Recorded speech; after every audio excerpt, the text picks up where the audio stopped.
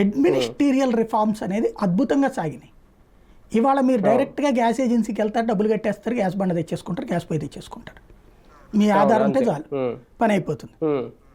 అలాగే మీకు కావాల్సినటువంటిది ఇవాళ రోజున ఏదైనా సరే, అలాగే ఒక బ్యాంక్కి వెళ్తే ఇదివరకు అకౌంట్ అంటే మేము నా మొట్టమొదటి bank account state bank of హైదరాబాద్లో తీసుకుంటే దానికి 3 రోజులు తిరిగాం.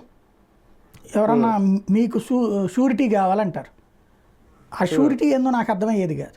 మీకు సంతకాలు ఇద్దరు పెట్టాలి, ఇందులో అకౌంట్ ఉన్నోళ్ళు అనేవాళ్ళు. ఈ అకౌంట్ ఉన్నోళ్ళు సంతకాలు పెట్టాలంటే వాళ్ళు ఎవరు నాకెట్ట తెలుస్తారు?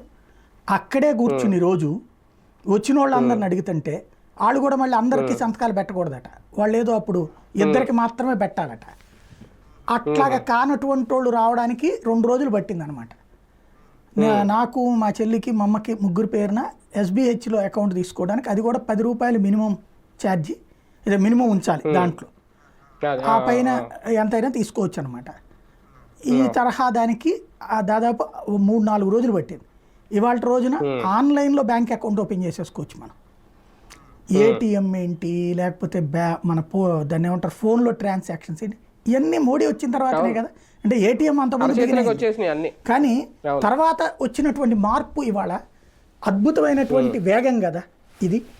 ఈ వేగం అనేటటువంటిది అభివృద్ధిని ఆటోమేటిక్గా తీసుకెళ్తుంది.